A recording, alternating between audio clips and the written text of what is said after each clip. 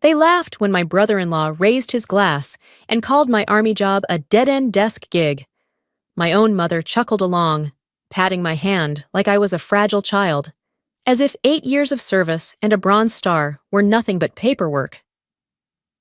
In that moment, something cracked deep inside me. It wasn't the first time, every holiday, every family dinner. I'd been the ghost in the corner, the daughter no one bragged about. But this time, under their laughter, I felt a cold promise settle in my chest. One day, they would see who I really was. My name is Araminta Vale, and this is the night the Pentagon came to my hometown and shattered the story my family thought they knew. I had barely shaken off the hum of the control room at Cascadia Electric when I found myself in my mother's backyard, swallowed up by Timber Ridge's Founders Day Festival. It was the town's biggest summer tradition, but this year it doubled as a campaign fundraiser for my brother-in-law, Kyle, who was running for city council. Strings of lights crisscrossed above the lawn. The long tables were draped in checkered cloths, and the air was heavy with the smell of barbecue and beer. Country music spilled from the rented speakers, while neighbors squeezed in shoulder to shoulder, raising glasses in Kyle's honor. My mother, Lorraine, stood near the buffet, glowing with pride. My sister, Brianna, floated between clusters of guests, bragging about Kyle's Main Street project like she had designed the whole thing herself. I hung back in the shadows, folded into a flimsy chair at the edge of the yard, a plastic cup of water warming in my hand. Kyle lifted his glass high, voice booming with the confidence of a man who expected the world to laugh with him. His eyes found mine, and his smile sharpened. And let's not forget my sister-in-law, Araminta, still holding down that desk job in the Army Reserve. Somebody's got to shuffle the paperwork to keep America safe, right? The crowd chuckled, not cruel, not pointed, just thoughtless enough to sting. My father laughed along. My mother patted my arm as if to soothe a child. We're just glad you're safe, honey. No need for anything dangerous out there, she said, smiling with the same softness that dismissed me every time. I pressed my lips together and nodded, adding another mark to the silent ledger I'd been keeping inside me for years. Every slight, every joke, every careless dismissal carved another line into it. As the party thinned out and the music dulled, Kyle drifted back to me. His campaign smile tightened as he pulled a folded document from his jacket pocket. Do me a favor, Araminta, sign this. Show the town that a soldier stands with us on selling the Veterans Hall. We're turning it into an innovation hub. People will sleep easier knowing someone in uniform supports it. The paper trembled in his hand, waiting for my name. I shook my head. I'll need to read the file before I sign anything. His eyes chilled. The warmth stripped from his face in an instant. I let mine wander past him, past the thinning crowd, to the thought of the old Veterans Hall. I could see in my mind the faded photo of my grandfather in his Navy uniform still hanging on its wall. The frame dulled with dust. The image of him, proud and steady, pressed against my chest like a weight. A lump rose in my throat, hard and unyielding. That night, I sat alone in my childhood bedroom, the amber glow of a desk lamp spilling across the framed photo of my old unit. My eyes lingered on the familiar faces, and the memories surged back whether I wanted them or not. Coast. Afghanistan. The IED blast that tore through our convoy and sent me sprawling into the dirt. I came home alive, marked with a scar across my shoulder and the kind of silence you can't shake. It was the silence that led me to walk away from active duty and slip into the shadows of the Army Reserve, reinventing myself as a cyber intelligence specialist. By day, I worked at Cascadia Electric, buried in screens, tracking the pulse of the power grid and keeping the SCADA system from folding under pressure. But when orders came, I became Athena 6, part of a cyber protection team attached to U.S. Cybercom. In that world, I wasn't a clerk moving papers. I was a link in a chain that shielded the country's backbone from collapse. At home, though, None of that mattered. My family never asked, and maybe they never wanted to know. To them, I was just the unmarried daughter with the safe job, invisible in the glow of Kyle's rising star. That night, my secure terminal blinked with a new assignment: Guardian Net Blue, a classified operation connecting intelligence streams between the nation's electric grid and the Pentagon. I leaned closer, heart tight as I read the line of code flagged in red, a subtle flaw in the way the emergency 911 network linked into regional systems. A single breach could darken entire counties. I closed the laptop and rubbed my temples. At the dinner table, they'd never understand. And I couldn't tell them, not now, not ever. The next morning, I combed through technical records, chasing the threads of the flaw. One name kept surfacing like a stain that wouldn't wash out: Northline Systems, a contractor already whispered about in the circles I moved through, a company known for sloppy code and a trail of unresolved vulnerabilities. Then the second blow landed. Cross-checking filings. I discovered Northline wasn't just any name. It was the same corporation standing behind the LLC, trying to buy out Veterans Hall. My chest went cold, the pieces snapping together too neatly to be coincidence. I dug further into local PAC records, scrolling until a familiar signature stared back at me. Kyle Vale. My brother-in-law hadn't just been cheerleading the deal. He had put his name on an endorsement tied to Northline's money. The paper trembled in my hand. This wasn't just a hometown political hustle. It was a doorway to a national security threat, and Kyle was holding it wide open. At lunch, Brianna leaned in across the table, her voice pitched low but sharp. If you gave up that dead-end desk job and worked like Kyle, maybe Mom wouldn't worry so much. I smiled thinly, swallowing the burn. Inside, the thought burned brighter than her words. They'll know the truth soon enough, and when it comes, there'll be no laughing it off. The Timber Ridge Town Hall was overflowing. Neighbors wedged into every seat, the walls lined with hand-painted signs. Small American flags were taped to the edges of the long wooden tables, their red, white, and blue fluttering under the weak hum of ceiling fans. The air smelled of burnt coffee, sharp and bitter, and the mood was tense enough to press against my skin. Kyle stepped to the podium, buttoned into his sharp blue suit, his voice carrying through the hall as if he were already sworn in. "We need renewal," he declared. "That old hall is rotting. With the right investment, we'll transform it into an innovation hub. Timber Ridge deserves to move forward." A few polite claps echoed back. Then the council chair asked if any veterans wished to show support. Kyle's eyes swung to me. He drew a folded paper from his jacket, lifted it high, and with a smile that felt rehearsed, said, "Araminta, you're our hometown veteran. Your signature will give this town the confidence it needs." Every gaze landed on me. The weight was suffocating, but my heartbeat steadied into a slow, deliberate rhythm. I rose from my chair and met his eyes. "I won't sign," I said. "I can't endorse selling the hall without knowing exactly who's behind this deal." The silence was instant, crushing. Kyle's grin slipped.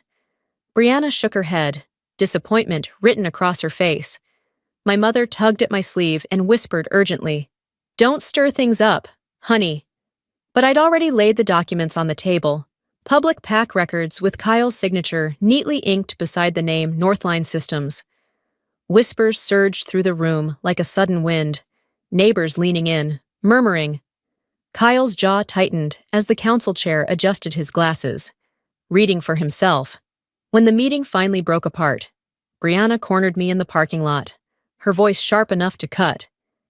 "If you just gave up that useless desk job and worked like Kyle, maybe Mom wouldn't worry so much. All you do is make everything harder." I didn't answer. I only held her stare for a long moment before looking away. Inside, a thought burned steady. They'll know who I am soon enough. That night, I was back at Cascadia Electric, the control center dim except for the glow of a dozen monitors, each alive with shifting graphs and coded lines. The steady whir of cooling fans filled the silence, broken only by the tap of my keyboard. Then I saw it. An odd rhythm of data, subtle but unmistakable. Low and slow beaconing. The packets threaded through residential solar inverters, then leapt into regional gateways, linking 3 counties in a silent chain. My pulse spiked. This wasn't static. It was purposeful. A hidden tunnel boring its way toward the emergency 911 system. If it reached further, entire call centers could go dark. I documented everything, flagged the anomaly TLP Amber, and fired it off to JTF Cyber. Moments later, the secure line lit with terse orders. Standby secure phone, 72 hours. When I finally walked through my mother's door, the house was quiet except for the clatter of a pill bottle hitting the floor. She stood frozen in the kitchen, her hands trembling so badly she couldn't pick it up. I rushed forward, scooped it up, and pressed it into her palm. Later, the doctor's voice on the phone was grave. "She needs you here more. Don't leave her alone." The words lodged in my chest, heavy as stone. I was being torn in two, family on one side, duty on the other. A knock at the door startled me. Maya, the teenage girl from next door, stood there with tears streaking her cheeks. Someone had dumped her phone number and photos online. She was terrified. We sat together on the porch steps while I helped her lock her accounts, set up 2-factor authentication, and wipe the leaked posts. When she finally smiled, relief softening her face, I felt the sting of irony. To a stranger, I could be a shield. To my own family, I was invisible.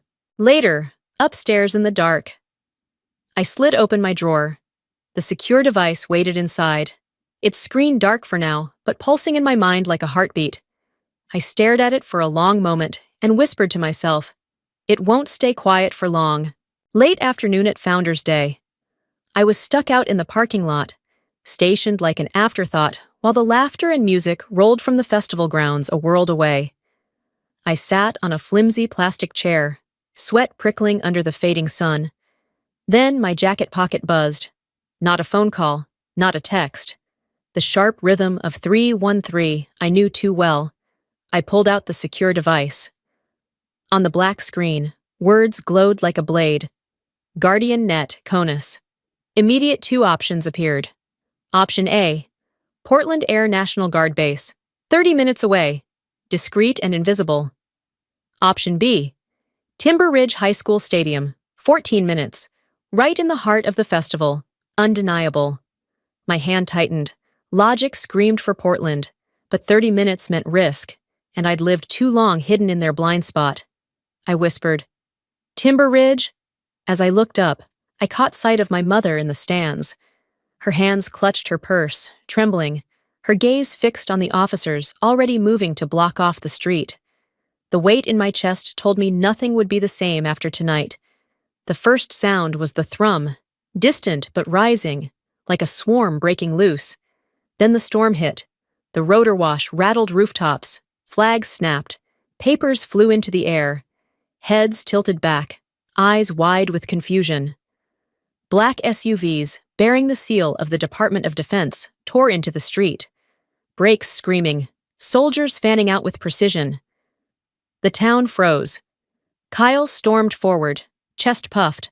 "What the hell is going on?" He stopped cold at the sight of the seal. The glass of red wine slipped from his hand, shattering at his feet, crimson spreading across the pavement like a wound that refused to clot. A tall officer in full dress strode straight through the chaos, eyes locked on me, ignoring everyone else.